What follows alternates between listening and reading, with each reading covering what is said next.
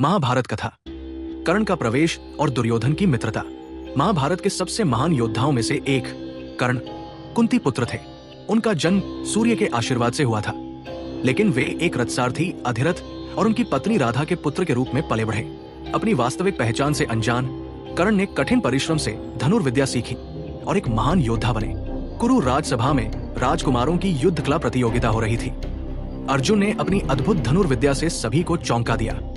तभी सभा में एक तेजस्वी योद्धा प्रकट हुआ, कर्ण। उन्होंने अर्जुन को द्वंद्व युद्ध की चुनौती दी, लेकिन गुरुदेव कृपाचार्य ने प्रश्न किया, केवल क्षत्रिय ही इस प्रतियोगिता में भाग ले सकते हैं, पहले अपना कुल बताओ। कर्ण ये सुनकर मौन रह गए, क्योंकि वे केवल एक रथी पुत्र के रूप में जाने जाते थे। ये सुनकर सभा में उनका अपमान किया जाने लगा।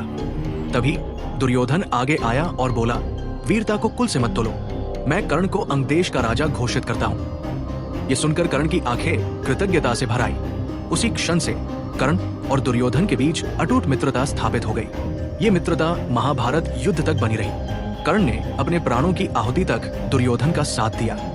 हालांकि जीवन के अंतिम चरण में उन्हें यह ज्ञात हुआ कि वे वास्तव में कुंती के पुत्र और पांडवों के बड़े भाई थे, लेकिन फिर भी उन्होंने अपने कर्तव्य और मित्रता को निभाने का निश्चय किया। यही कर्ण की महानता और दुर्योधन की कूटनीति थी।